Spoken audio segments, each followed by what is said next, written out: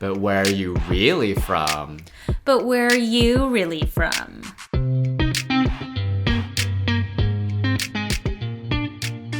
Hi everyone, I'm Jesse Lynn. And I'm Angela Lynn. Welcome back to the first episode of this batch of But Where Are You Really From? Did y'all miss us? I mean, maybe you're still sick of my face because I still post a bunch of random shit from Real You Mandarin and other crap, but you haven't seen Jesse in a while. So welcome back to us and welcome back to you to the show. As per usual, as we've been doing, I think every batch since, like every time we take a break. It's been a few months since we talked to you. So we're going to go on our usual life update on what we've been up to. We're going to start with favorite thing we've been doing since the last time we saw y'all. Let's see. Favorite thing I've been doing. I mean, TBH. I've been doing a lot of the same stuff, but I'd say the highest and the lowest still dog related.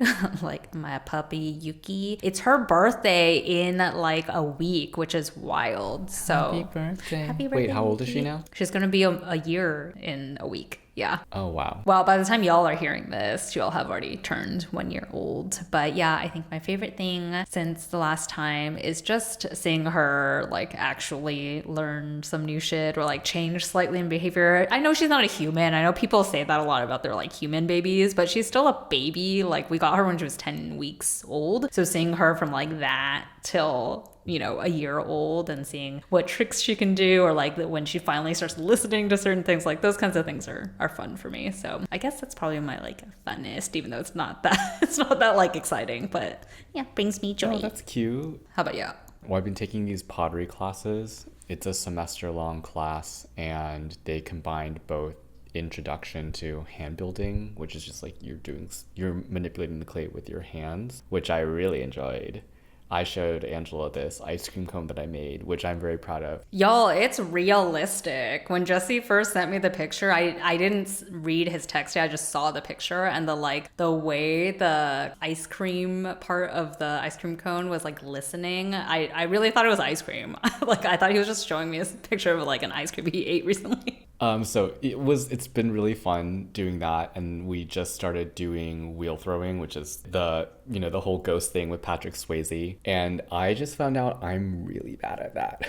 Because it's like a lot of actual technique. The instructor was like to like extend the clay, you have to like pinch, and then he's like, you don't move your hand, you like move your body upwards.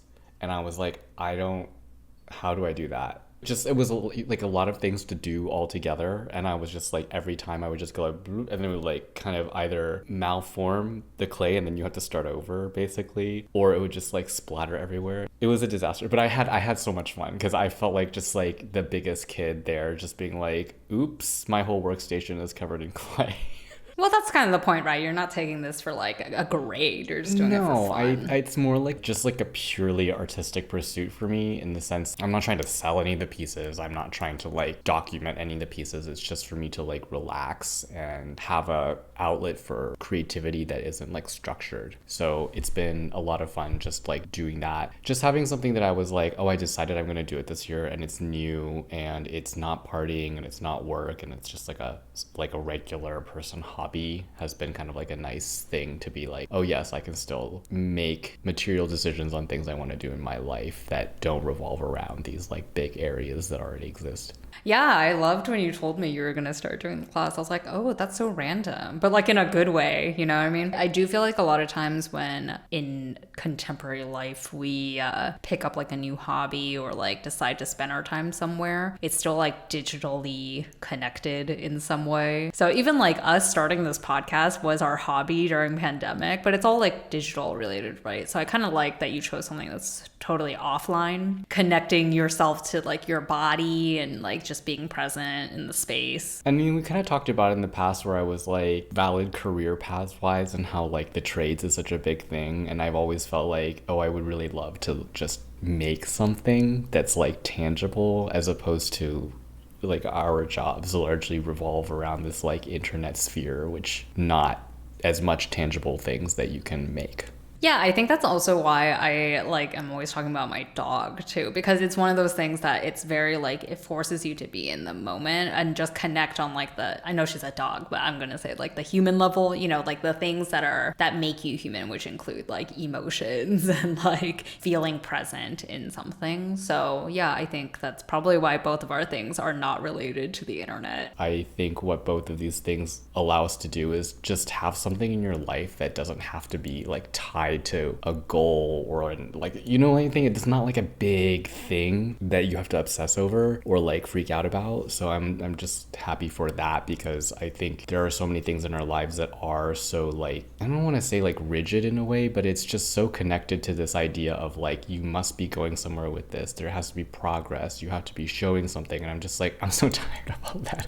I just want something where I'm like, I can just like chill out here and like whatever I make. And then if it doesn't turn out well, it doesn't turn out well. But yeah. So it's funny that you said that thing about like you're doing it for not wanting to make progress just like for the sake of it, because I still have problems with focusing on that, because even with Yuki, like I'm like, where's the progress? Like I'm training, she gotta be like disobedient, and like I get really upset with myself actually if I feel like she's not progressing enough. But yeah, I think I need to remind myself to just savor the moments, especially like when she's being cuddly and stuff. That's like one of my favorite things. Yeah, and you're celebrating a year, so hopefully like what you're remembering is just like the good, fun, chill time. Awesome. Well, I mean, we also talk a lot about job stuff, and I know you have been working a lot on other podcasts and your Mandarin course. So do you want to talk a little bit about that? Yeah, so like I said, maybe you're already sick of me because I haven't stopped.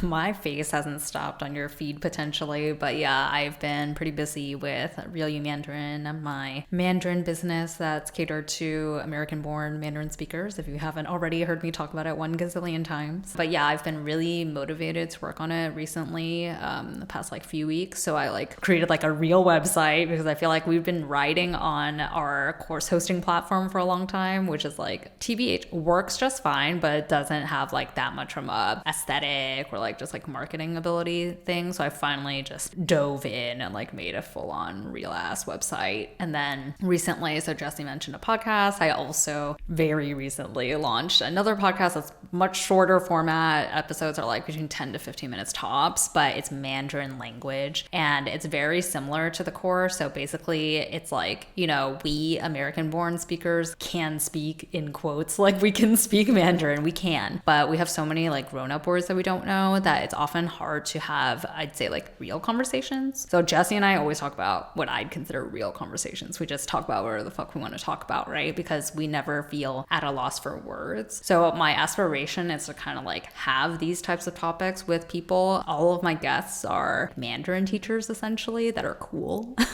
And I want to have like normal conversations with them. And then basically anytime I don't know a word or they see a word that I don't know, we just like quickly point out what that would be in English or what the meaning is, so that way you can learn in context, but like learn how to talk about normal shit in Mandarin with the grown-up words that we're constantly missing. Same format as the course, but I just felt like it would be a natural kind of extension, and it's like a good way to get people to know more about our aim here at Real You Mandarin. But yeah, so it's been pretty busy because it's a lot of like content to build out and manage, but it's been good because I've been staying like motivated.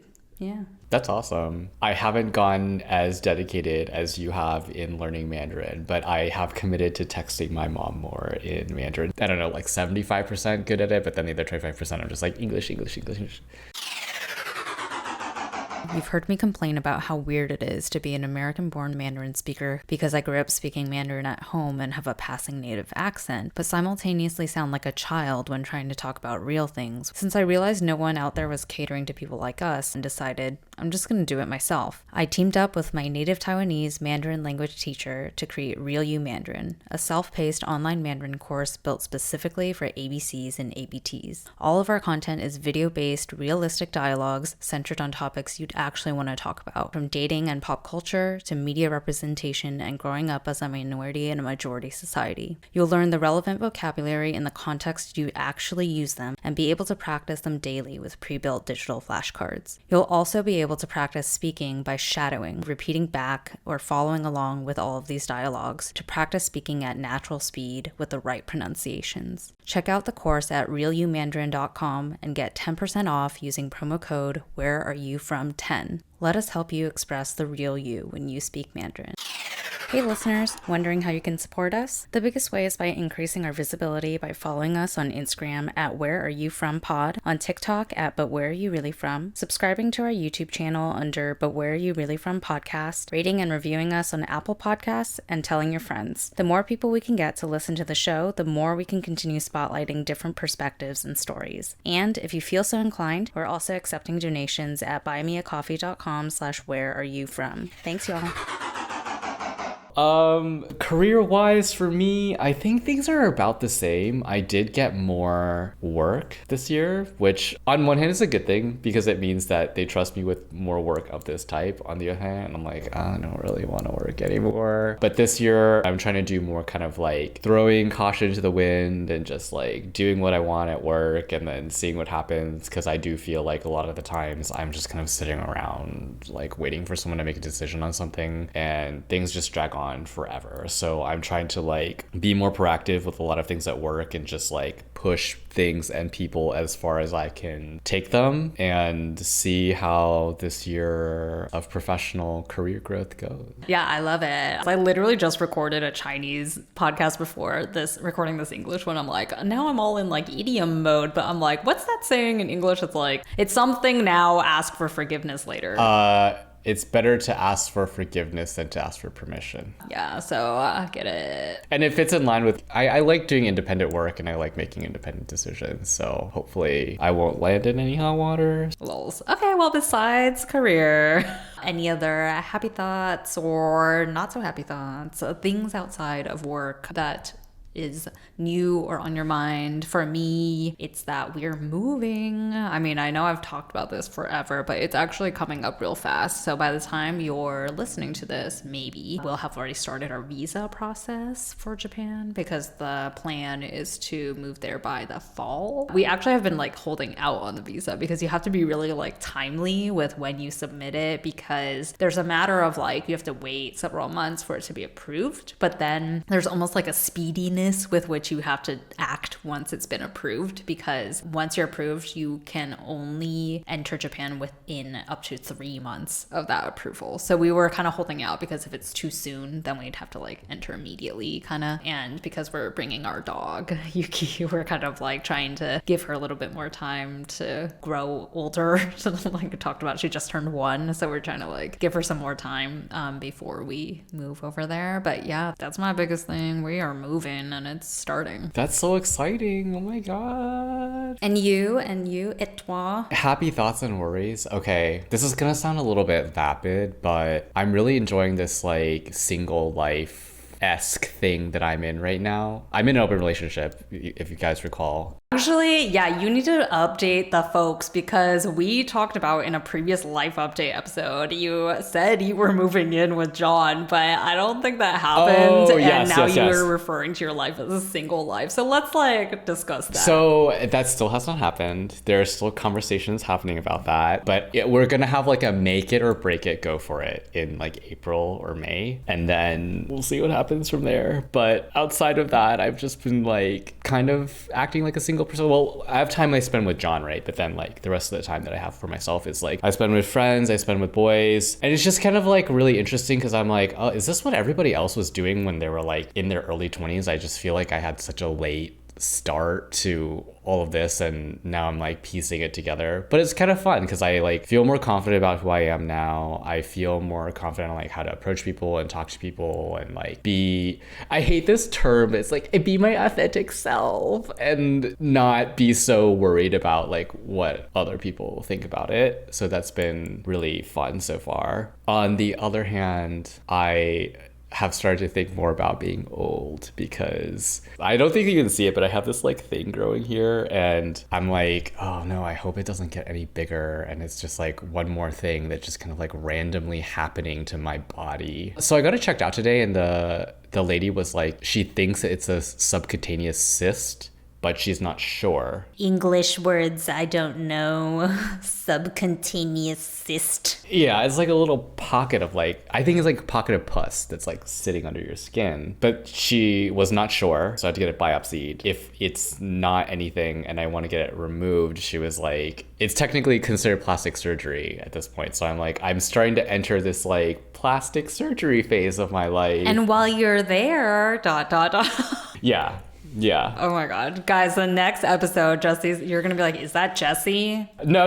It's not going to be like that, but it is starting to happen more amongst my friend group where people are like, I got Botox, or like I got fillers, or like I got this thing. And I'm like, I don't think that's for me. I don't mind like wrinkles. I don't mind showing age. I actually think that's kind of sexy, but it is like, oh my gosh, like the external social factors are kind of like on that side. I actually had a recent similar thing, which I have this thing on my hand that's like a little bump, and I didn't know what it was because it's around the same area as where Yuki, my dog, like bit me really hard when she was a tiny puppy, and I was like bleeding on and your shit. palm? Yeah, on my palm. But it doesn't look like a normal scar. It's like almost not invisible. It's like translucent kind of, but it's like a hard, small bump. And so I was like, I'm going to use my insurance before I leave the US. So I like went to the doctor, and they're like, I don't know, but here's a referral to the dermatologist. And then she looked at it and she was like, just from looking at it, it doesn't look like it's cancer. I mean, she just straight out was like, doesn't look like it's cancer. I'm like, okay, great. And she was like, but like, I wouldn't really know until if we did a biopsy type thing. But she was like, honestly, if it hasn't changed in size or texture or whatever in ever, then it's probably not anything to worry about. But she said the same thing to me, where she's like, but then if you just want to get rid of it, like we have many options. I'm like, girl, stop trying to upsell me, you know? I was like,